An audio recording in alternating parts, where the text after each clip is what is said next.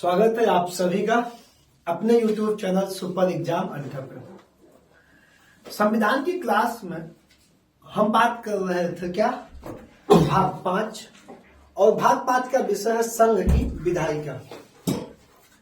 पहला टॉपिक था संघ की कार्यपालिका जो मैं तुमको पढ़ा चुका हूं। उसके बाद एक विशेष टॉपिक पढ़ाया हूं, शायद वो तुमको समझ में नहीं आया है, तुम्हारे लेवल का नहीं लगा होगा, जो भी लाओ भाई। उसमें सरकार पढ़ाया था, सरकारों का क्रम कहाँ पे कौन कितना संसद होगा, ठीक है। और उसमें उप प्रधानमंत्री दिया। और आज की क्लास में हमको देना है संघ की विधायिका। संघ की विधायिका, अगर हम आपसे कह दें कि विधायिका के कितने अंग हैं, संघ की विधायिका के कितने अंग हैं, तो आप कहेंगे सर 3 अंग हैं। पहला राष्ट्रपति, दूसरा राज्यसभा और तीसरा लोकसभा। भारत में द्विसदनात्मक शासन प्रणाली है। एक सदन होता है राज्यसभा और दूसरा सदन होता है लोकसभा। तो आज जो हम बात करने वाले हैं, सबसे पहले बात करेंगे आर्टिकल से शुरू करेंगे, क्योंकि धीरे हमको आर्टिकल भी समाप्त करने हैं सारे। ठीक, तो चलते हैं हम। सबसे पहला आर्टिकल है हमारा कौन सा, 79, अनुच्छेद 79।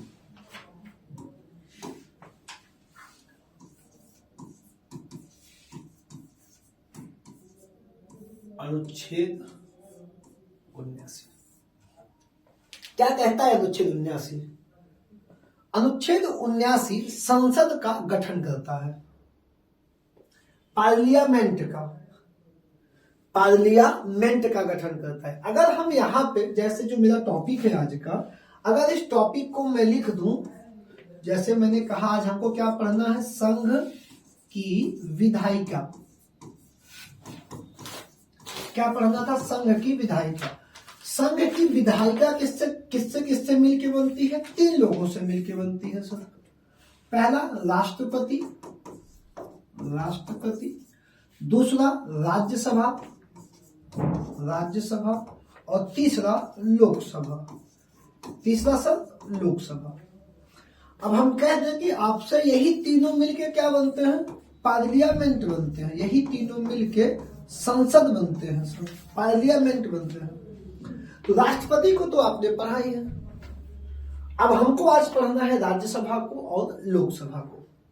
तो आर्टिकल 79 क्या कहता है? संसद का गठन।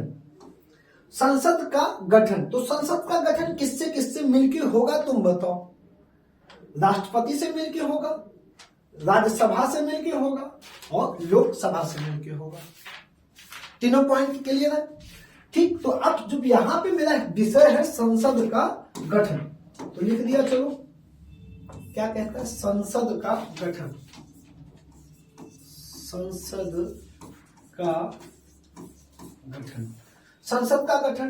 संसद के गठन में कौन लोग मिलके करेंगे? तो भारत की संसद, आप एक लाइन नीचे लिखिएगा इसी आर्टिकल में कि भारत में एक संसद होगी या भारत की एक संसद होगी जो कि राष्ट्रपति, राज्यसभा और लोकसभा से मिलकर बनी होगी। किससे मिलकर बनी होगी? राष्ट्रपति से, राज्यसभा से और लोकसभा से मिलकर बनी होगी। पॉइंट क्लियर हो गया हमारा? तीनों से मिलकर बनी होगी। ठीक, आर्टिकल 79। अब जब हम अगले आर्टिकल की ओर बढ़ेंगे, जैसे हम अगले आर्टिकल की ओर यहां से बढ़ेंगे, तो हम अगले आर्टिकल में पढ़ेंगे अनुच्छेद 80। क्या पढ़ेंगे मेरे भाई? हम पढ़ेंगे अनुच्छेद 80।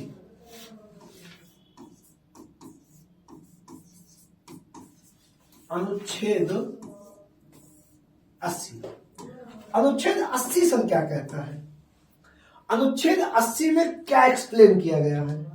तो सबसे पहले अनुच्छेद 80 में एक्सप्लेन किया गया है राज्यसभा। आर्टिकल 80 कहता है राज्यसभा की संरचना।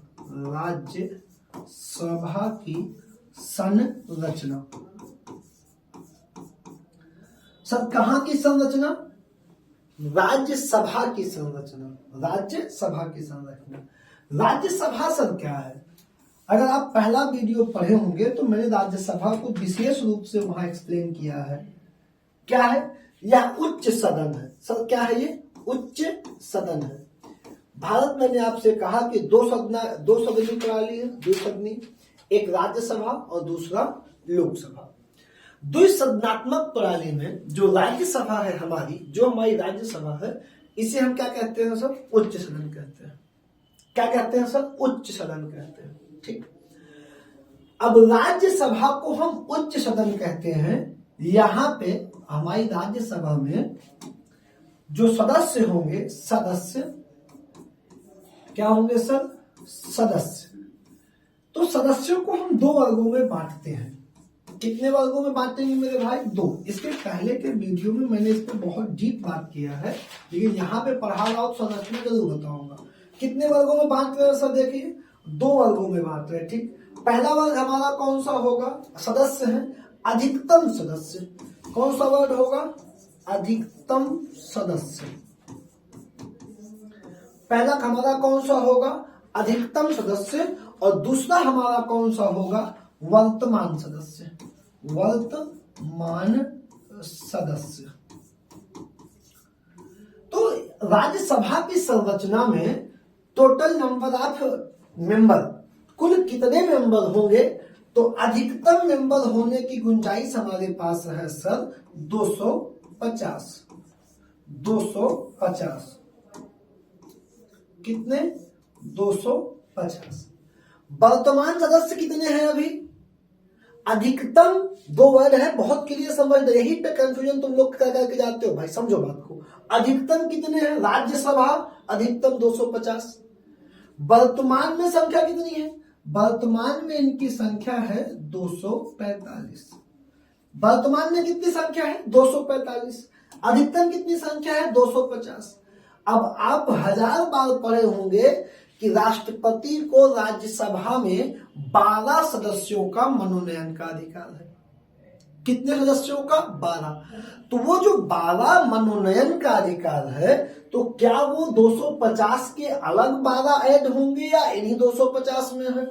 तो नहीं, ये इन्हीं 250 में 12 होंगे। तो ये 250 में मानो, ये तो क्या है? 250 कुल संख्या।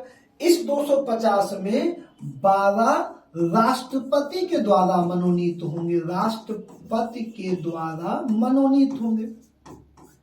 मनोनीत, इसमें शायद कोई दिक्कत आपको नहीं होगी। 12 कहां से आएंगे? मनोनीत होंगे। अब जब टोटल संख्या 250 है और 12 क्या हो रहे हैं? मनोनीत हो रहे हैं, तो बची कितनी संख्या? 238। तो 238 कैसे आएंगे? निर्वाचन द्वारा आएंगे सर। कैसे आएंगे 238? निर्वाचन द्वारा आएंगे। क्लियर?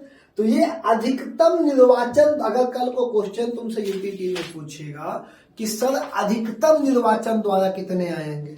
अधिकतम, तो तुम कहोगे 238 आएंगे। मनोनीत कितने आएंगे? मनोनीत तुमसे पूछेगा तो तुम कह दोगे सर 12 आएंगे, उसमें कोई दिक्कत नहीं। आप सेकंड पॉइंट वर्तमान में बात करें, अगर वर्तमान में हम तुमसे बात करें तो कितनी संख्या है सर? 245। कितनी है सर? 245 है, इसमें कोई दिक्कत ही नहीं। अब इस 245 में क्या है? 12 यहां भी मनोनीत हो जाएंगे।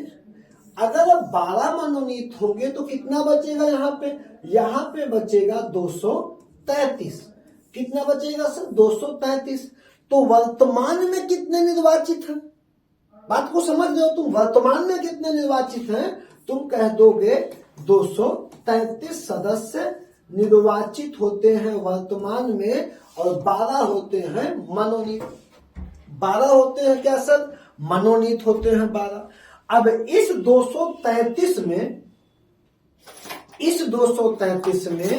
8 सदस्य, बहुत ध्यान से मेरी बात को यहां पे सुनना, जीआईसी प्रवक्ता के एग्जाम में आरओ में आया हुआ क्वेश्चन है।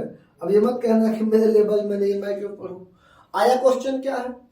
अब क्वेश्चन आया है कि इस जो ये 233 तुम देख रहे हो, ये टोटल सीट वर्तमान में कहां की है? ये पूरे देश की सीट है, पूरे भारत में सीट को लिया गया है, इसमें पूरे भारत के हिसाब में है। अब तुम मेरी बातों को समझो। भारत में दो व्यवस्था है सर, एक है राज्य जो स्वतंत्र रूप से राज्य है, और दूसरा है केंद्र शासित प्रदेश। ये अलग अथॉरिटी है ना, अलग व्यवस्था इनकी सरकार की दोनों की है। तो कितनी सीटें 233 में राज्य को मिली हैं और कितनी सीटें केंद्र को मिली हैं? तो 233 में 8 सीटें, 8 सीट केंद्र शासित प्रदेश को मिली है। कितनी सीट केंद्र शासित प्रदेश को मिली है? 8 सीट। तथा अब 8 में 233 से तुम 8 जब फिर हटा दिए तो 225 सीट किसकी हो गई? राज्य की हो गई। 225 सीट किसकी हो गई? राज्य की। अब ये जनसंख्या के आधार पे है, ना कि समान प्रतिनिधित्व के आधार पे इनको नहीं किया गया है। जो इनकी सीट है, जो इनकी सीट की संख्या है, इसमें भी एक लाइन नीचे लिखवा दूंगा कि समान प्रतिनिधित्व का सिद्धांत अमेरिका में है। हमने उस सिद्धांत को नहीं लिया। हमारा क्या सिद्धांत है? राज्य की जनगणना हमारा आधार है। अब राज्य की जनगणना अगर हमारा आधार है तो सबसे ज्यादा जनसंख्या उत्तर प्रदेश में है, और उत्तर प्रदेश में जनसंख्या ज्यादा है तो राज्यसभा की सीटें भी कहाँ ज्यादा होंगी, लोकसभा की सीटें भी कहाँ ज्यादा होंगी, विधानसभा की सीटें कहाँ ज्यादा होंगी, क्योंकि जनता आधार है तो उत्तर प्रदेश में ज्यादा होंगी। राज्यसभा की सबसे ज्यादा सीट 31 सीट कहाँ है? उत्तर प्रदेश में है। इस पे एक छोटा शार्ट वीडियो आ जाएगा, इतना ठीक है। अब ये हमारा क्या हो गया? राज्यसभा की सीटों को डिफाइन कर लिया। अब हम लिखेंगे अगला पॉइंट, इसी नोट्स में डालेंगे कि ये जो 12 सदस्य हम मनोनीत करके सर लाते हैं, ये कहां से लाते हैं?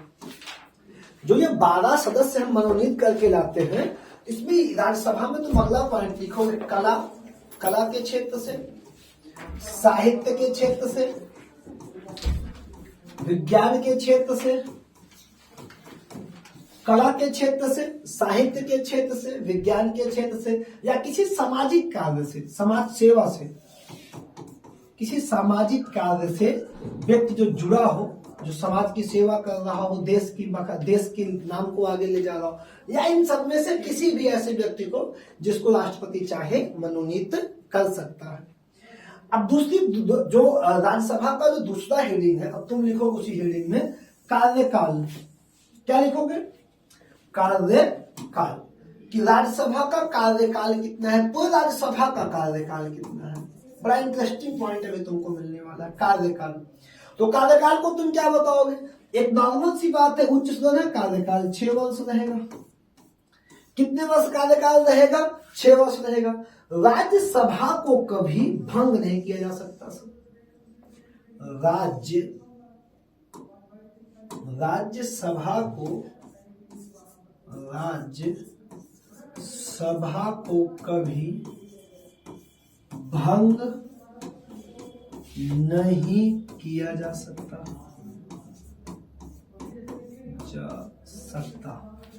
अब बहुत सारे ऐसे बच्चे हमारे साथ हैं जो इस चीज को थोड़ा सा प्रैक्टिकली नहीं समझते हैं। जैसे एक शब्द आया लोकसभा, और आप इस समय चर्चा में सुनते होंगे कि 24 में मोदी जी का फिर चुनाव है। मोदी जी का चुनाव नहीं है, लोकसभा का चुनाव है। जैसे आचार संहिता लगेगी, चुनाव की डेट की आचार संहिता लगेगी, तुरंत क्या होगा? तुरंत लोकसभा भंग हो जाएगी। जो इनका कार्यकारी मंत्रिमंडल होगा उसकी पावर तुरंत समाप्त हो जाती है। तिथि पूरी हुई, आचार संहिता लगेगा, इनकी लोकसभा भंग। क्यों? क्योंकि अब नई चुनाव होगा, नई लोकसभा गठित होगी, फिर लोकसभा आएगी। लेकिन ऐसा सीन सर राज्यसभा के साथ नहीं है। ये क्या, इसे कभी भंग नहीं किया जा सकता। इसमें जितने भी मेंबर हैं उनको एक साथ कर दिया, आज आप सब लोग खत्म, अगला चुनाव होगा फिर सब आएंगे, ऐसा इनका सीन नहीं है। इसमें जितने मेंबर होते हैं उनमें 1/3 सदस्य का, जितने सदस्य हैं सर उनमें 1/3 सदस्य का एक क्रम बना दिया गया कि 2 साल के बाद चुनाव होगा, वो नए हो जाएंगे, फिर जब उनका 6 साल पूरा होगा तो ऐसे 2-2 साल का पेयर बना के रख लिया गया है कि ये जाते रहेंगे, आते रहेंगे, जाते रहेंगे, आते रहेंगे, और इसे कभी भंग नहीं किया जा सकता। तो ठीक है, पॉइंट अच्छा है। अब एक क्वेश्चन मैं तुमको बताऊं, 17 या 18 का, 17 का आरो था, बहुत प्यारा सा क्वेश्चन था, एसआई का क्वेश्चन था, और 17 वाली एसआई में दोनों कॉपी क्वेश्चन थे। क्वेश्चन जानते हो क्या था? कि निम्नलिखित सदनों में 4 सदन दिए गए थे, 4 सदन, 2 केंद्र के और 2 राज्य के। केंद्र के कौन कौन से? केंद्र का सदन था लोकसभा, राज्यसभा, राज्य का था विधान परिषद एवं विधानसभा। अब यहां पे 4 सदन दिए गए थे, लोकसभा, राज्यसभा, ये दोनों कहाँ के होंगे सर? केंद्र के।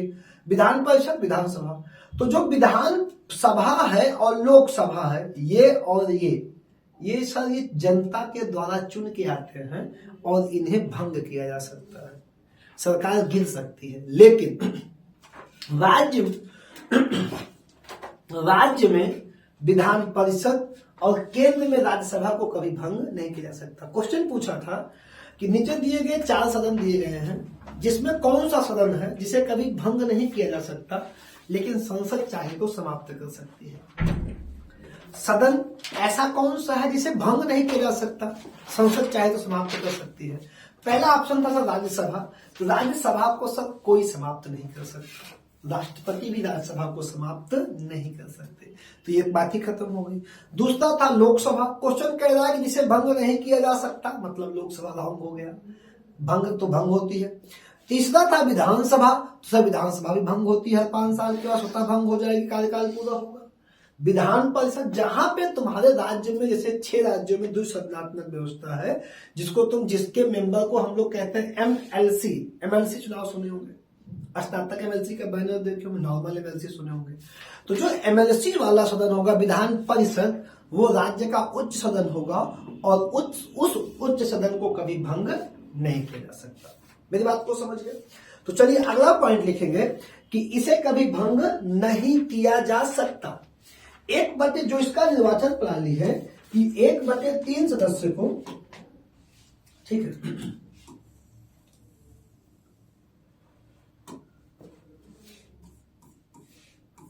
1/3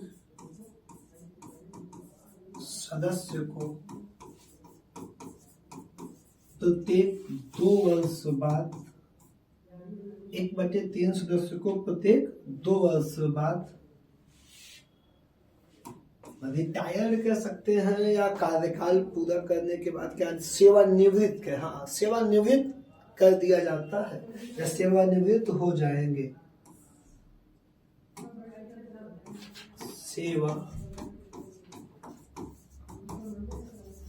कर दिया जाता है। और जितनों को सेवानिवृत्त या रिटायर किया जाएगा उतनों की एंट्री हो जाएगी। 1/3 का सर्कल हमेशा 2 साल पे 2 साल पे इतने लोग निकले, इतने एंट्री कर लिए, फिर 2 साल पे निकले, फिर एंट्री कर लिए, ये क्रम ऐसे 6-6 साल का टाइम पूरा हो जाएगा, लोग हटते जाएंगे। ये पॉइंट क्लियर हो गया आपका? ये पॉइंट क्लियर हुआ। अब इनको अगर हम तुमसे मेरे भाई बोले कि राज्यसभा के सदस्यों को वोट कौन देगा, निर्वाचन राज्य सभा के सदस्यों को वोट कौन देगा? जनता तो इनको वोट देती नहीं, हम लोगों ने कई बार देखा, कभी वोट नहीं देने। तो अब जो राज्य के विधायक होंगे, राज्यों एवं केंद्र शासित प्रदेशों के विधायक वोट देंगे। कौन वोट देगा इनको? राज्यों एवं केंद्र शासित प्रदेशों के विधायक इनको क्या करेंगे सर? वोट दे देंगे। अब आगे की बात आती है, राज्यसभा में कितने सदस्य या होंगे, याद इस तो ऊपर बात कर लिया। फिर इसके आगे आएगी निर्वाचन की प्रणाली क्या होगी और इनकी सीटों का निर्धारण कैसा होगा। तो तुम्हें एक लाइन लिखना है कि इस सीटों के लिए या राज्यपाल में कितने सदस्य किस राज्य से होंगे, किस स्थान से होंगे। तो लिखना है सीटों के लिए, हम यहाँ पे एक शब्द का प्रयोग कर रहे हैं सीट, किस राज्य से कितनी सीट होगा, किसका कितना योगदान होगा। तो सीटों के लिए समान प्रतिनिधित्व का सिद्धांत, समान प्रतिनिधित्व का सिद्धांत नहीं लिया गया है, नहीं लागू होता। यह सिद्धांत जानते हो कहां लागू है? यह जो समान प्रतिनिधित्व सिद्धांत है, इसका प्रयोग अमेरिका में किया जाता है। कहां पे किया जाता है? अमेरिका में किया जाता है। भारत में इसका प्रयोग नहीं किया जाता। तो भारत में किसका प्रयोग किया जाता है? भारत में सीटों को निर्धारित करने के लिए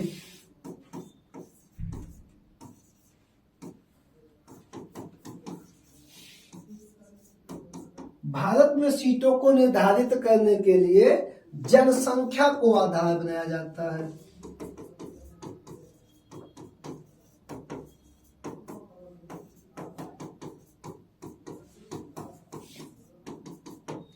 किसको आधार बनाया जाता है सर? जनसंख्या को आधार बनाया जाता है। इसके आगे एक दो पॉइंट और लिखो तुम, इसी को पूरा करते हुए सारे क्वेश्चन मिल जाएंगे। यह अस्थाई सदन है, पहला पॉइंट लिखो, यह अस्थाई सदन है। कौन अस्थाई सदन है? राज्यसभा अस्थाई सदन है, कभी भंग नहीं होगी।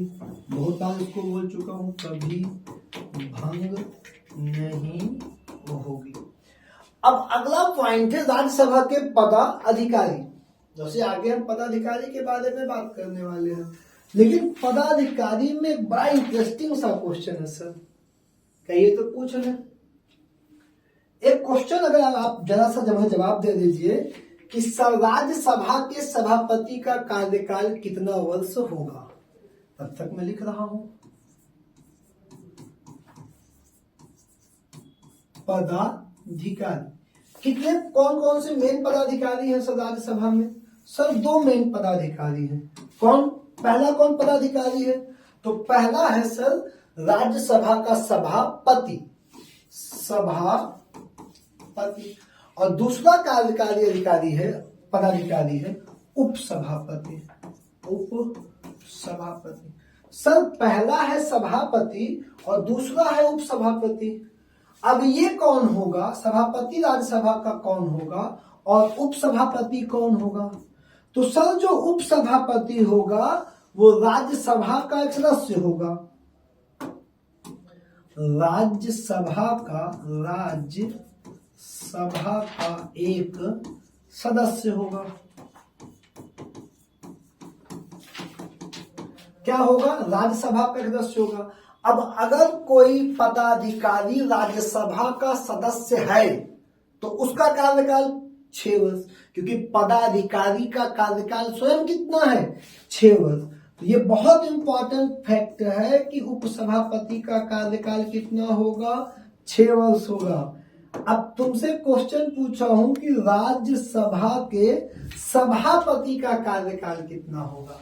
तो पहले बताओ सभापति होगा कौन? सभापति होगा उपराष्ट्रपति। समझ में आया भाई? कौन होगा? उपराष्ट्रपति सभापति होगा। कौन सा उपराष्ट्रपति? सर पदेन उपराष्ट्रपति, जो उस समय गद्दी पर बैठा होगा। अब यहाँ पे अगर क्वेश्चन पूछूं कि उपराष्ट्रपति का कार्यकाल बताओ, एक क्वेश्चन अगर पूछूं कि यार उपराष्ट्रपति का कार्यकाल बताओ, तब क्या बताओगे? 5 वर्ष। उपराष्ट्रपति का कार्यकाल 5 वर्ष। यार भैया जब उपराष्ट्रपति का कार्यकाल 5 वर्ष है तो राज्यसभा का सभापति कितने टाइम तक वो रहेगा? 5 वर्ष तक। तो राज्यसभा के सभापति का कार्यकाल भी कितना होता है सर? 5 वर्ष। आपको नहीं पता रहा होगा इस क्वेश्चन का जवाब, मैं गारंटी दे रहा हूं। यहाँ पे उपसभापति का 6 वर्ष और उसका 5 वर्ष। अब अगला आर्टिकल समझ में आ गई बात? चलो आगे आ जाओ। अगली आर्टिकल है हमारी अनुच्छेद कौन सी? 81, लोकसभा की संरचना। तो चलिए लिखते हैं अनुच्छेद 81। अनुच्छेद 81, अनुच्छेद 81। इसका सर विषय क्या है बताएंगे? इसका विषय है लोकसभा की संरचना। जैसे मैं राज्यसभा की पढ़ा, लोकसभा की संरचना। सर किसकी संरचना? लोकसभा की संरचना। मेरी बात को समझे। अब लोकसभा, अगर इसके नीचे सबसे पहले हम ये हेडिंग लिखते हैं, ये जो लोकसभा है यही हमारे देश की क्या है? निम्न सदन। निम्न सदन है सर पहला पॉइंट। अब इस सदन के जो मेंबर है वो निर्वाचित होके आते हैं। किसके द्वारा? जनता के द्वारा। तो इसे ही कहा जाता है लोकप्रिय सदन। लोकप्रिय सदन। सर क्या कहा जा रहा है? लोकप्रिय सदन भी इसे ही कहा जा रहा है। किसको कहा जा रहा है लोकप्रिय सदन? लोकसभा को कहा जा रहा है। इसकी संरचना है कैसी? अगर मैं हेडिंग लिखूं सर संरचना कैसी है, कैसी है इसकी संरचना, तो जो इंग्लैंड में क्या है, इंग्लैंड के जो हाउस ऑफ कॉमन है उसी की तरह इंग्लैंड के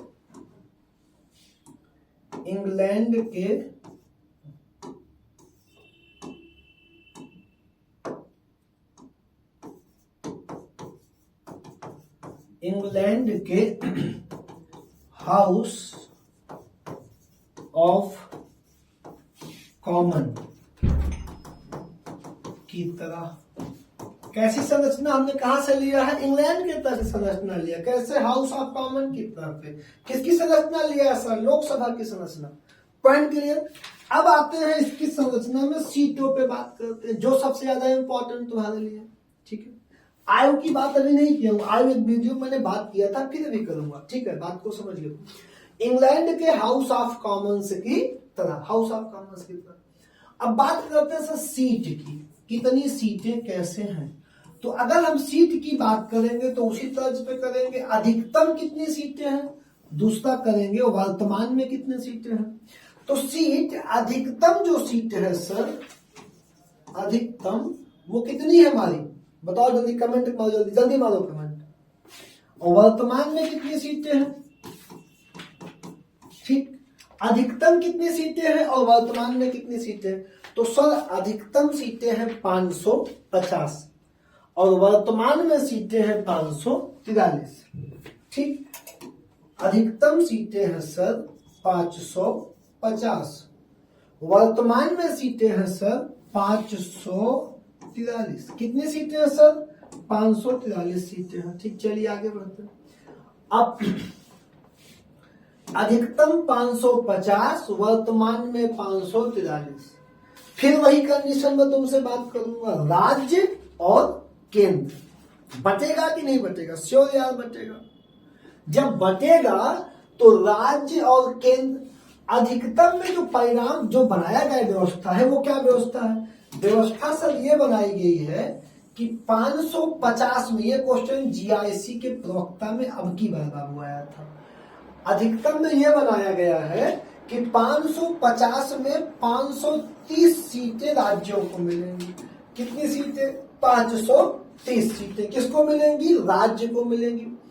तथा 20 सीटें केंद्र शासित प्रदेश को मिलेंगी। किसको मिलेंगी?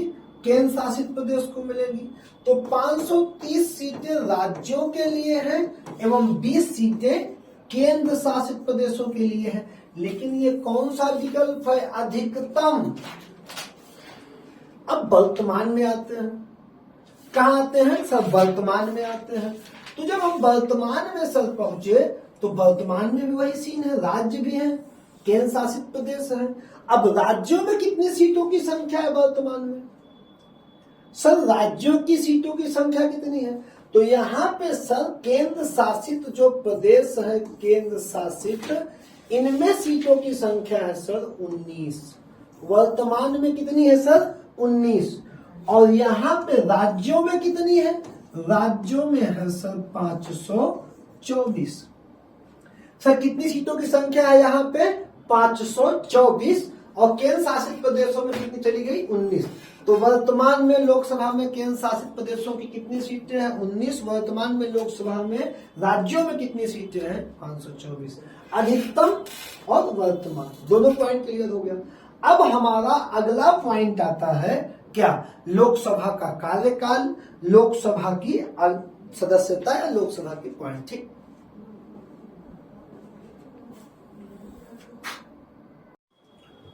कार्यकाल कितना है लोकसभा का? 5 वर्ष। तो चलिए आगे देखते हैं हम लोग। ये पॉइंट क्लियर हो गया है ना यार? चलो आ जाओ। अब कार्यकाल जो है वो है 5 वर्ष। तो हम लिख ले कार्यकाल, छोटी सी हेडिंग डाल लो तुम, कार्यकाल। किसका कार्यकाल? लोकसभा का। वैसे नॉर्मली 5 वर्ष है, कोई दिक्कत नहीं, लेकिन सर इसमें एक अपवाद है, एक अपवाद है, ज्यादा अपवाद नहीं। कौन सा अपवाद है? जो 6वीं लोकसभा थी छठवीं लोकसभा। अब अपवाद क्या है सर, लोकसभा का जो वास्तविक कार्यकाल है सर वो 5 वर्ष है, लेकिन छठवीं लोकसभा 1971 से 1975 चलनी चाहिए थी और 75 में लग गया आपात। जो छठवीं लोकसभा थी वो 1971 से 1975 से चलनी चाहिए थी, लेकिन 1975 में आपात लगा तो ये लोकसभा क्या हुई 1971 से 1976 तक चली। कब तक चली? 1976 तक चली। तो कार्यकाल कितने वर्ष का मेरे भाई? 5 वर्ष का कार्यकाल है। ये अपवाद है, छठवीं लोकसभा उसकी क्या है? अपवाद है। और पॉइंट क्लियर। अब अगला पॉइंट क्या है? अगला पॉइंट है मेरे भाई आपका अनुच्छेद 82। बताओ भाई अनुच्छेद 82। अनुच्छेद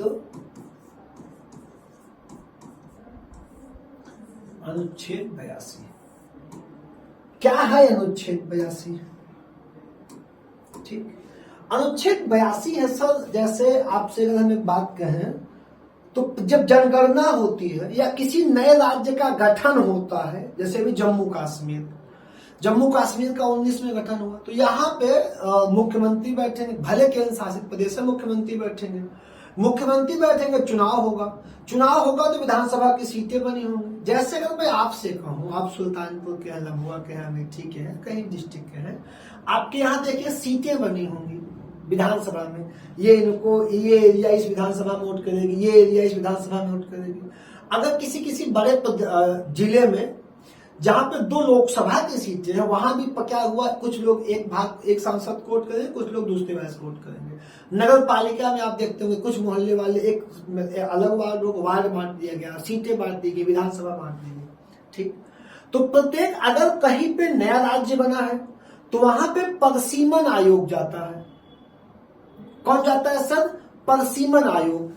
तो प्रत्येक जनगणना के बाद लोकसभा और राज्यसभा की सीटों में बदलाव का काम, सीटों को बदलने का काम, क्षेत्र को बदलने का काम, क्षेत्र को घटाने बढ़ाने का काम कौन करता है? परसीमन आयोग करता है। और किसी नए गठित राज्य में भी सीटों का गठन कौन करता है? क्वेश्चन आया है, परसीमन आयोग। तो यहाँ पे हमारा विषय क्या है? परिसीमन आयोग। क्या है परसीमन आयोग? आर्टिकल 82। प्रत्येक जनगणना के बाद लोकसभा एवं राज्यसभा की सीटों में बदलाव। अगर आप लिखना चाहते हैं तो पॉइंट लिख लीजिए। प्रत्येक जनगणना के बाद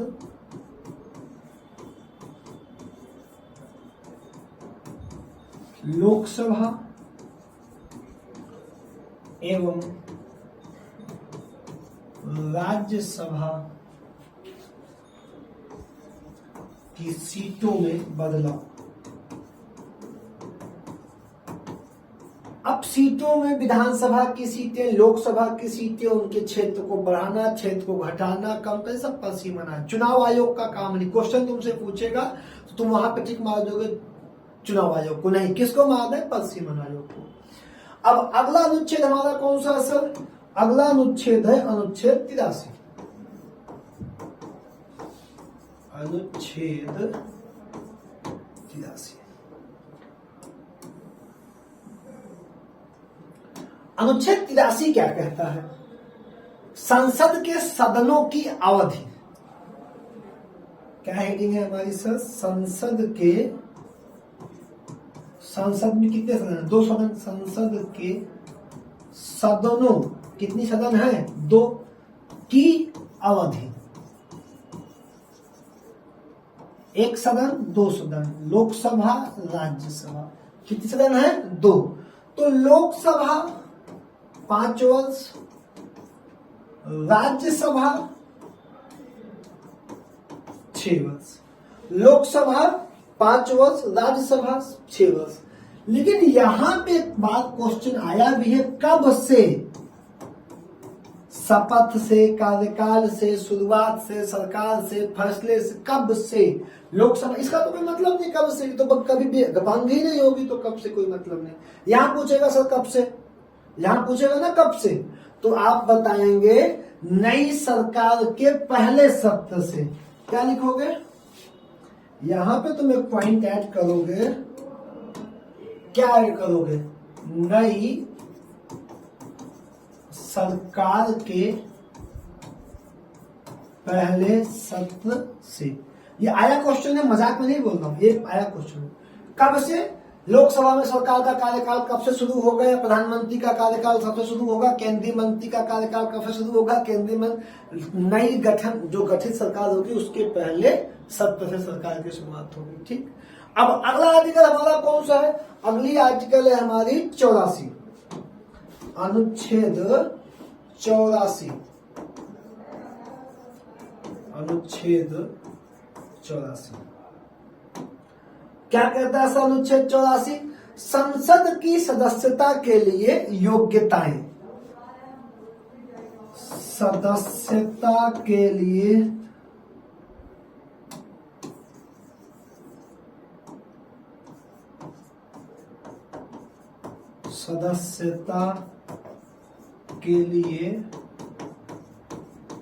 योग्यताएं।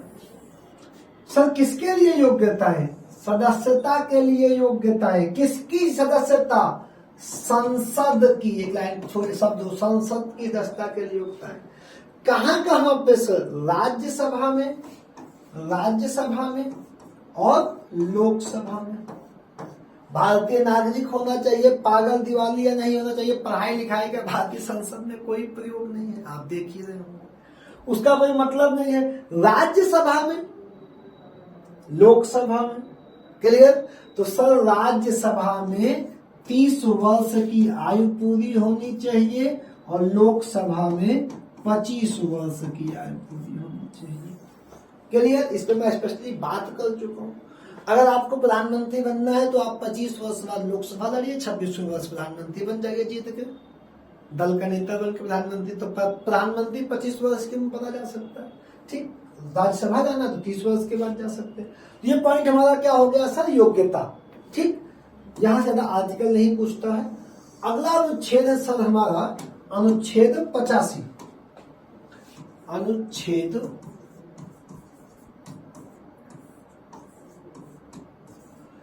85 संसद के सत्र, जो संसद हमारी बैठेगी उसके सत्र,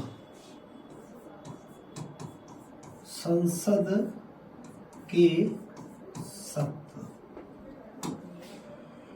संसद के सत्र। अब संसद के सत्र में सर क्या होगा? संसद के सत्र में 3 शब्द हैं सर।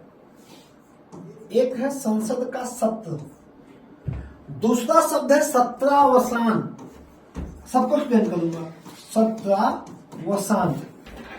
दूसरा शब्द सर क्या है? सत्रावसान। और तीसरा शब्द इसमें आता है विघटन। क्या आता है मेरे भाई? विघटन।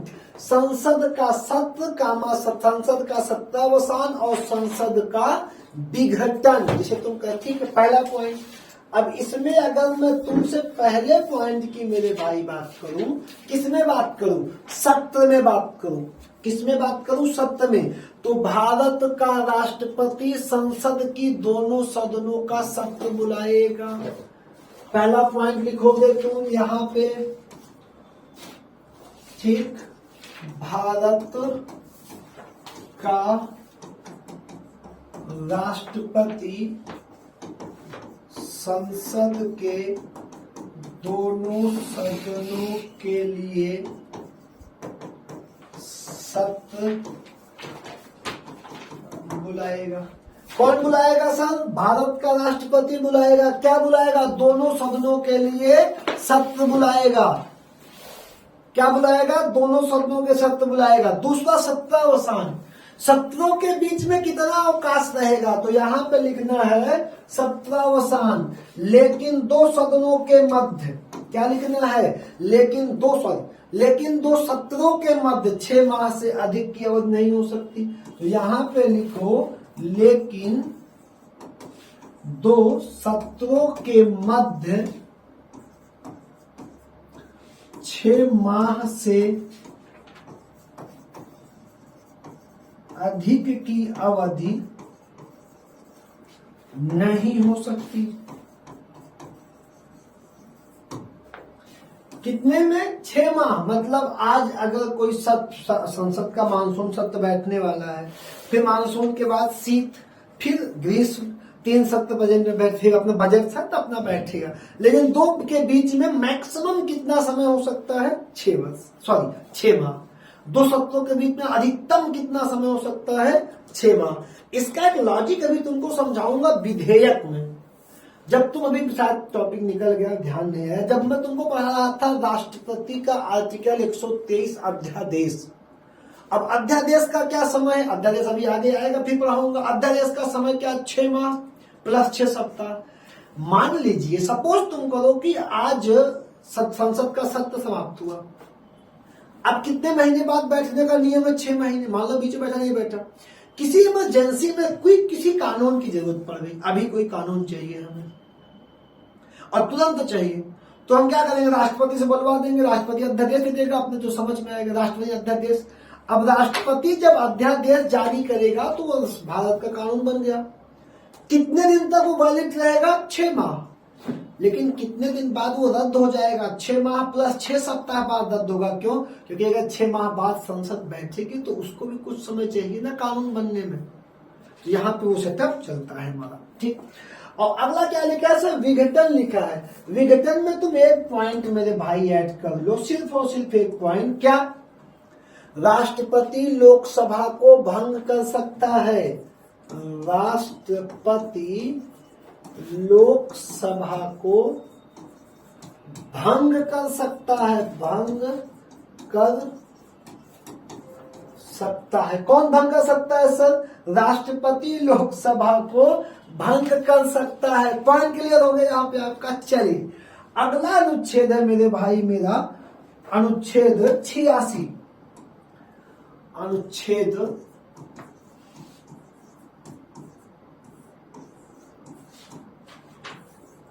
अनुच्छेद हमारा अगला कौन सा है? अनुच्छेद 86। राष्ट्रपति का सदनों को संबोधित करने का अधिकार। राष्ट्रपति को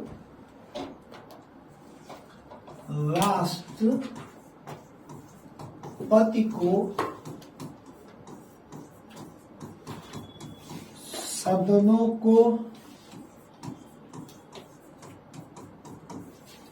संबोधित करने का अधिकार। राष्ट्रपति को सदनों को संबोधित करने का अधिकार। कौन सी आर्टिकल है भाई? 86। अब कैसा संबोधित करने का अधिकार? इसमें सब कुछ ला है, जैसे बजट सत्र एवं जो नई लोकसभा की सरकार गठित होगी तो नई सरकार का पहला जो सत्र बैठेगा, यही उनका कार्यकाल माना जाता है लोकसभा का। नई सरकार का जो पहला सत्र बैठेगा, बजट सत्र और नई सरकार का पहला सत्र, ये दोनों सर राष्ट्रपति के अभिभाषण से प्रारंभ होंगे। सर बजट सत्र और नई सरकार का पहला सत्र किससे प्रारंभ होंगे बताओ? राष्ट्रपति के अभिभाषण से प्रारंभ होंगे। किससे प्रारंभ होंगे सर? राष्ट्रपति के अभिभाषण से प्रारंभ होंगे। पॉइंट क्लियर हो गया 86। अब अगला जो हमारा आर्टिकल है मेरे बच्चा, वो है अनुच्छेद 87। आइए जल्दी जल्दी देखते चलते हैं, क्लास भी हमारी कंप्लीट हो जाएगी, ठीक। अनुच्छेद 87 क्या है सर? अनुच्छेद 87 क्या कहता है? राष्ट्रपति का विशेष संबोधन। क्या आर्टिकल है हमारी सर? 87 है। और इसमें तुम लिखो राष्ट्रपति का विशेष संबोधन। राष्ट्रपति का विशेष संबोधन किस विषय में? जैसे आर्टिकल तो कह दिया 87 राष्ट्रपति का विशेष संबोधन किस विषय पे? विशेष संबोधन किस विषय पे? सर संयुक्त अधिवेशन के दौरान। संयुक्त अधिवेशन क्या है? दोनों को साथ बुलाएगा, भी आगे आएगा, बात करेंगे। राष्ट्रपति का विशेष क्या लिखा है? संबोधन कब? संयुक्त अधिवेशन के दौरान। संयुक्त अधिवेशन के दौरान, संयुक्त अधिवेशन के दौरान राष्ट्रपति का विशेष अभिभाषण। अगला सब क्या है? अगला आर्टिकल शायद मैं आपको पढ़ा चुका हूं लेकिन लिखाया नहीं हूं, पढ़ाया भी शायद, देख लीजिएगा। अनुच्छेद 88। याद आया कुछ कि नहीं याद आया? जल्दी से बताओ, आया कि नहीं? चलो, क्या है? महान्यायवादी का अधिकार, महान्यायवादी का अधिकार। कुछ याद आया ना? महान्यायवादी का अधिकार। पॉइंट क्लियर हुआ? 88 हमारा, इसको पढ़ा चुका हूं, आगे देख लेना। अब यहां तक आर्टिकल 88 तक मैं इस वीडियो में ले लिया। टॉपिक क्या है? संसद की विधायिका, पार्लियामेंट, संसद, संघ की संसद या पार्लियामेंट। अब अगला जो टॉपिक हेडिंग होगा तुम्हारा, इसको तुम नोट करो, मूड थोड़ा मेंटेन रहेगा पढ़ने के लिए। वो सब क्या है? वो है संसद के पदाधिकारी। क्या है सर? ये संसद के पदाधिकारी आर्टिकल 89 से लेके, कहां से लेके? 89 से लेके 98 तक हम किनको पढ़ेंगे? ये मैं वर्ग क्यों बना के तुम्हारे दिमाग में डाल रहा हूं? कभी क्वेश्चन आए तो वर्ग कंफर्म है कि यार ये वर्ग यहाँ पे है, कोई पदाधिकारी। दूसरा, 89 से 98 किसमें चला गया हमारा सर? 89 से 98 चला गया संसद के पदाधिकारी। आज इसको लिखो, कल पढ़ाऊंगा तो मिल जाएगा। दूसरा है क्या? कार्यवाही का संचालन। सर किसका संचालन? कार्यवाही का संचालन 99 और 100 में दिया गया। संसद की कार्यवाही का संचालन आर्टिकल 99 और आर्टिकल 100। तीसरा पॉइंट क्या है सर? सदस्यों की अयोग्यता, सदस्यों की अयोग्यता। किस आर्टिकल में इसको बांटा गया? तो सर इसको बांटा गया है 101 से लेके 102, 103 और 104। क्या बांटा गया सर? संसद की अयोग्यता। एक पॉइंट यार तुमको इसमें और चर्चा करना है, एक सेकंड रुक जाओ।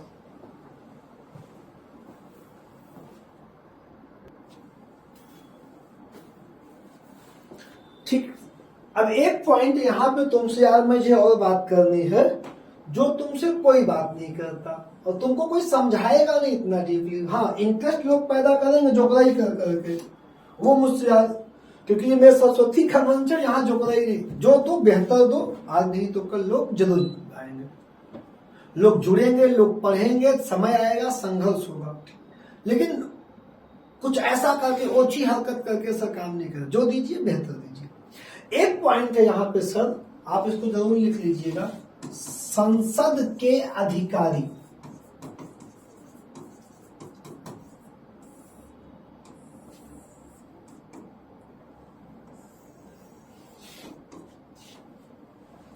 क्या है सर? संसद के अधिकारी। संसद के अधिकारियों में जब हम बात करेंगे तो संसद में पहला है सर राज्यसभा, और दूसरा सर कौन है हमारे पास? लोकसभा। तो अब राज्यसभा में कौन कौन अधिकारी बैठेंगे, लोकसभा में कौन कौन अधिकारी बैठेंगे? तो सर राज्यसभा में दो है। कौन? सभापति, इसके बारे में तुम पढ़े हो, उपसभापति, सभापति और उपसभापति। लेकिन जब तुम लोकसभा में पढ़ोगे तो लोकसभा में थोड़े ज्यादा होते हैं अधिकारी, जैसे प्रोटेम स्पीकर। क्या होता है सर? Pro tem speaker. सेकेंड कौन? लोकसभा अध्यक्ष। एक एक को समझाएंगे लेकिन। फिर कौन आएगा? लोकसभा का उपाध्यक्ष। और इसके बाद कौन आएगा? महासचिव। इसके बाद कौन आएगा सर? इसके बाद आ जाएगा हमारा महासचिव। ठीक, एक पॉइंट यहां पे आप इसको क्लियर कर लीजिए। सभापति, उपसभापति, प्रोटेम स्पीकर, अध्यक्ष, उपाध्यक्ष, महासचिव। अब आज का जो हमारा पूरा लेक्चर था ये लगभग हमारा आज का कंप्लीट हो गया। बीच में 2 दिन आपको क्लासें नहीं मिल पाई, शुक्रवार और शनिवार, जिसके लिए मुझे बहुत वो है कि तो लाइट की प्रॉब्लम, आप अगर सुल्तानपुर के रहने वाले होंगे तो बेहतर ढंग से पता होगी। इन्वर्टर से चार्ज ही नहीं हो पाते, 1 घंटे में 100 बार आती है, 100 बार जाती है। कितनी बुरी दशा है हम लोग वीडियो बनाने में। ठीक, और अभी एक छोटी सी एक ऐसी घटना घटी भारत में। आप सब पढ़ने वाले मेरे भाई छात्र हो, आप सभी पढ़ते हो। मणिपुर में आने वाले समय पे एक छोटा सा वीडियो शो मैं आपको दूंगा कि पूरा इतिहास पढ़ा दूंगा, क्यों झगड़ा शुरू हुआ, क्या विवाद है और उनका क्या वजह है, क्या जाति समुदाय की क्या लड़ाई है। ठीक, तो आप सभी उसको सीखिए कि आने वाले समय पे सब कुछ सत्ता में समाहित हो जाता है। अगर आप मजबूत हैं, आपके पास ताकत है, तो ना तो आप किसी समुदाय के होंगे, ना तो आप किसी जाति के होंगे और ना तो आप किसी वर्ग में आएंगे। लेकिन अगर आप कमजोर हैं और आप सिर्फ आबादी बन के रह गए हैं तो आप किस में आएंगे? आप उनकी जाति में हैं, आप इनकी जाति में हैं, आप इस जाति के हैं, आप उस जाति के हैं। बड़े से बड़े जाति वर्ग वाला एक आईएएस से अपनी बेटी की शादी करने में नहीं पीछे भागता। बड़े से बड़े जाति वर्ग वाला, मेरी बात तो को समझे ना। कट्टर इस्लाम का हो, कट्टर किसी भी धर्म का कट्टर हो, लड़का सर आईएएस हो जाए, लड़की प्रेम करे तो सब शादी करने को तैयार हो जाएंगे। लेकिन सर आप बहुत छोटी नौकरी करते हो, बहुत छोटी नौकरी करते हो या नहीं करते नौकरी, अगर आप नौकरी नहीं करते हो, प्यार की बात करते हैं या किसी समानता की बात करते हैं, तो लोग कहें ना छोटे मुंह बड़ी बातें नहीं अच्छी लगती। इसलिए जब तक समय है तुम्हारे पास, इतिहासों से सीखो, जो घटनाएं घटते हैं इनसे सीखो समय का महत्व। और जब तक समय, जब तक एज है, पूरे ऑनलाइन मार्केट, ऑफलाइन मार्केट, आज वैकेंसियों का थोड़ा सा खुमार आ गया, जैसा यूपीपी आ गई, लाइन लगी है सर बच्चों की, बांटे जा रहे हैं पंपलेट। बच्चे सर बकरा है उनके लिए, कोचिंग वालों के लिए बच्चे क्या है? बच्चे बकरा है, काटेंगे आपको 5 बैच के नाम पे। यही संविधान 5 बार तुमको पढ़ाएंगे, वो 5 बार, और आप कटते हो क्योंकि आपको इंटरेस्ट चाहिए, आपको क्लास नहीं चाहिए। जब तक एज है तुम्हारी 23 के पहले सिपाही बन जाओ, मूड बनाओ तो सिपाही बनना है सर, आग लगा दो बन जाओ, एसआई बनना है सर बन जाओ, और उसको अपना प्राथमिक कार्य मानो पढ़ाई को। एक व्यापारी जो होता है सर, एक व्यापारी जो व्यापार करता है, सुबह 10 बजे दुकान खोलेगा, 7 बजे 8 बजे दुकान बंद करता है। एक मास्टर सुबह 7 बजे पढ़ाना शुरू करता है, तो वो उसका प्राथमिक कार्य। लेकिन एक बच्चा जिस उसका प्राथमिक कार्य क्या पढ़ना, उसको सिर्फ 3 घंटे पढ़ता है, सफलता कैसे मिलेगी? सर आपका ये प्राइमरी वर्क था, इसको 7 घंटे करना है, 6 घंटे 7 घंटे, आप इसको 2.5 घंटे कर रहे हैं और सारा काम 7 घंटे कर रहे हैं। तो मेरे भाई मेरे बहन, छोटी सी सलाह लो, संघर्ष करो। हम यार मैक्सिमम सब्जेक्ट आपको प्रोवाइड कराएंगे। यूपीपी महासीरीज थोड़ा लेट हो गया, इस बीच एक हफ्ता थोड़ा सा डिस्टर्ब रहा है हम लोगों की, लाइट का फॉल्ट था हमारे यहाँ, और सुल्तानपुर में कोई लाइट का फॉल्ट है, तो एक हफ्ता थोड़ा मेरा सीरीज लेट हो गया। मंडे ट्यूजडे में आपको महा प्रैक्टिस सीरीज मिलने वाली है और ये बहुत जल्द आप तक पहुंचेंगे हम लोग साथ। धन्यवाद आप सभी का। क्लासेस पसंद आए तो शेयर कर लिया करिए, सब्सक्राइब कर लिया करिए, अपने दोस्तों को बताइए कि आप पढ़िए अंतिम चयन के लिए। धन्यवाद।